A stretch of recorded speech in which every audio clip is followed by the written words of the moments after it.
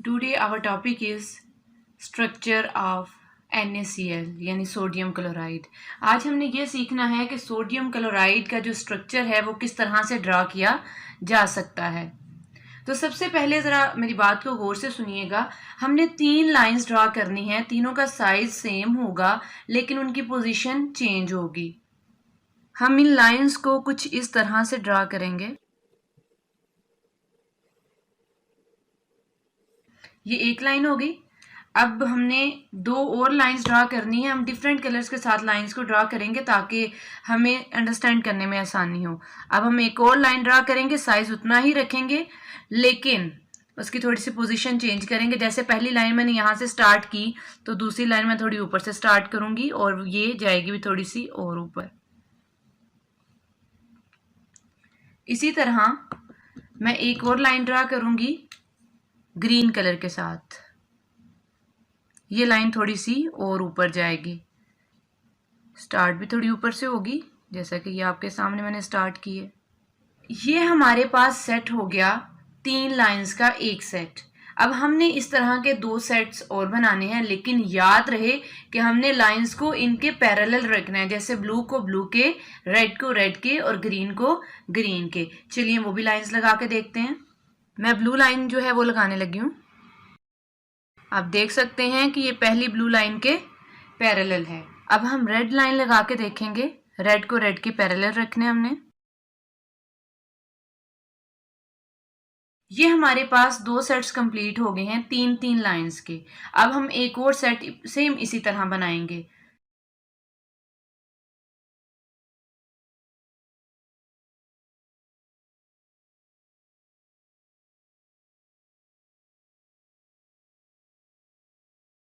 अब बहुत आसान सी बात है जिसे आपने समझना है। जैसे कि आपको ये अगर बॉटम से देखें तो ये तीनों ब्लू लाइंस जो हैं ये पैरेलल दिखाई दे रही हैं। ब्लू लाइंस को हम बॉटम से मिलाने लगे हैं। इसी तरह अब हम मिलाएंगे रेड को रेड के बाद ग्रीन को मिला देंगे।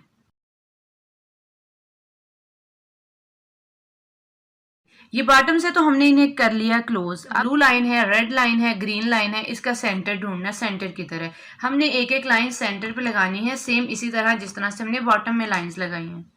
जैसा कि आप ये देख सकते हैं मैं ब्लू को मिलाने लगी हूँ। इसका सेंटर इधर बन रहा है तो मैं सबको मिला दूंगी। अब हमने क्या करना है कि अपर साइड से भी ब्लू को ब्लू के साथ मिला देना है, रेड को रेड के साथ मिला देना है और ग्रीन को ग्रीन के साथ मिला देना है।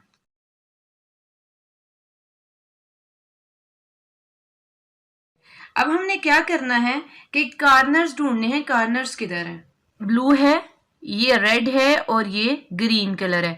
आपने इन तीनों को क्या करना है बेटा, मिला देना है। ये ब्लू, याद रखिएगा अपनी लाइंस का ध्यान रखें, ब्लू रेड और फिर ग्रीन। हम मिलाएंगे ब्लू को रेड के साथ, फिर रेड को ग्रीन के साथ। सेम इसी तरह हम ये वाले कॉर्नर्स भी मिला देंगे। ये है ब्लू रेड और ग्रीन, ब्लू रेड और ग्रीन। पहले ब्लू कलर है, फिर रेड है, फिर ग्रीन। आप अपनी मर्जी से कोई भी कलर चूज कर सकते हैं। अब बिल्कुल इसी तरह से हम अपर कॉर्नर्स को भी मिला देंगे। क्लोराइड आयन रिप्रेजेंट करेंगे ब्लैक कलर के साथ और उसका साइज भी क्या होगा, थोड़ा बड़ा होगा। और दूसरी तरफ हमारे पास सोडियम है, रिप्रेजेंट करेंगे पिंक कलर के साथ और इसका साइज भी क्या होगा, स्मॉल होगा।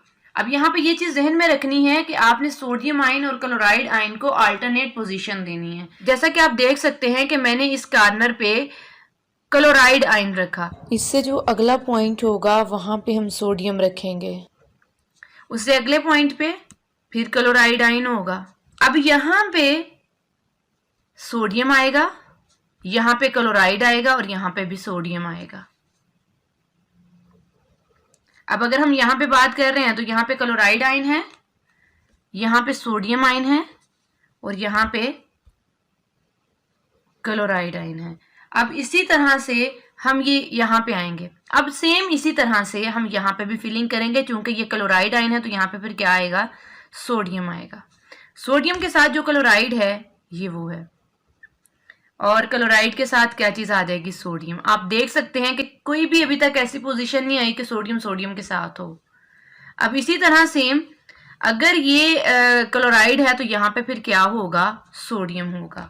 और यहाँ पे क्या चीज है, क्लोराइड आयन है। यहाँ पे भी क्या है, क्लोराइड आयन। अगर यहाँ पे बात की जाए तो यहाँ पे फिर क्लोराइड आयन आएगा। इधर से भी देख लेते हैं, ये सोडियम है और इस तरफ भी सोडियम है, तो लिहाजा यहाँ पे क्या चीज आनी थी, क्लोराइड आयन आना था।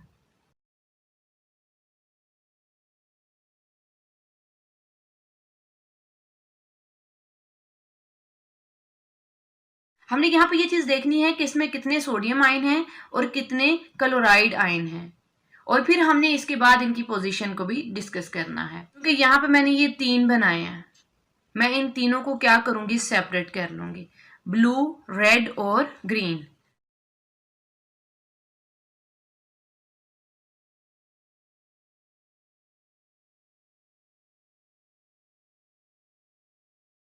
अब देखा जाए तो ये ब्लू के कार्नर्स पे क्या मौजूद है, क्लोराइड आयन मौजूद है, और सेंटर में सोडियम आयन मौजूद है।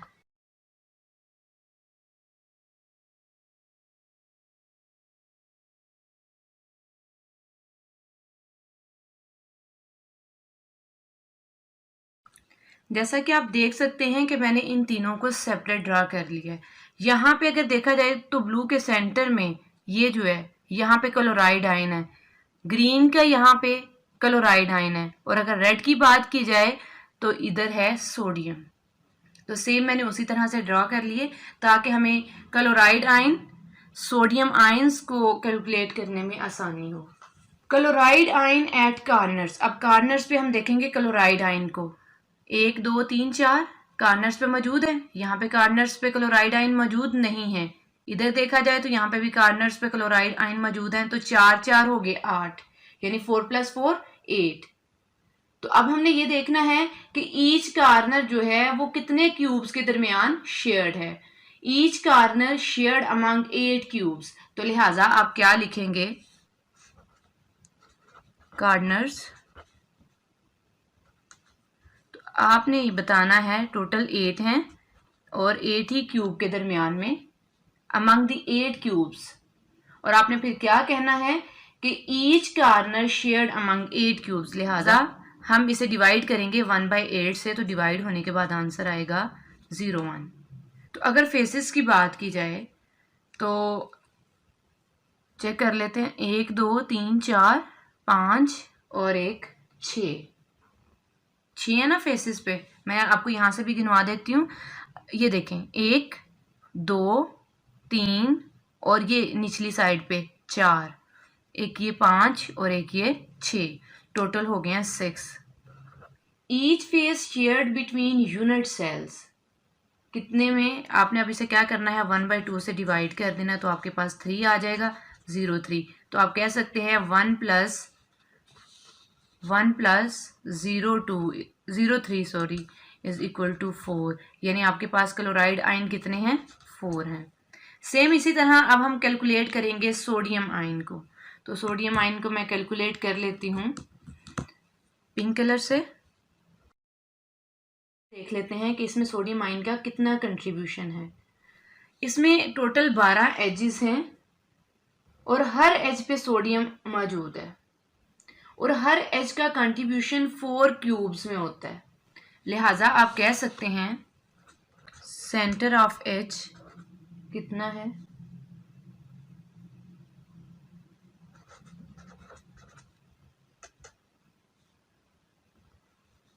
टोटल 12 हैं। यहाँ से भी गिन ले, अगर यहाँ से मुश्किल हो रही है तो आप यहाँ से गिन सकते हैं, 1 2 3 4 5 6 7 8 9 10 11 12। अच्छा, अब यहाँ पे क्या है कि अगर आपने एच पे देखना है कि कितने सोडियम आयन मौजूद है तो आप कैलकुलेट कर सकते हैं। मैंने बात की एच की, 1 2 3 4, 1 2 3 4, 1 2 3 4, 4 3 12, तो टोटल कितने हो गए, 12 हो गए हैं। और साथ ही हमने ये भी कहा हर एज का जो कंट्रीब्यूशन है वो 4 क्यूब्स में शेयर होता है। लिहाजा इसे क्या करेंगे, 1/4 से मल्टीप्लाई करेंगे तो आंसर क्या होगा, 3, 0.03। इसी तरह हमने इस क्यूब का सेंटर देखना है, सेंटर में एक सोडियम मौजूद है। सेंटर ऑफ क्यूब एक H मौजूद है, तो लिहाजा यहाँ पे आंसर क्या बनेगा, 3 + 1 = 4। लिहाजा आप कह सकते हैं कि 4 सोडियम आयन है। अब ये भी 4 है और ये भी 4 है, तो Na+4 4Cl नेगेटिव, तो आंसर क्या बनेगा हमारे पास, NaCl 4 molecule. Students, it's all about from my side.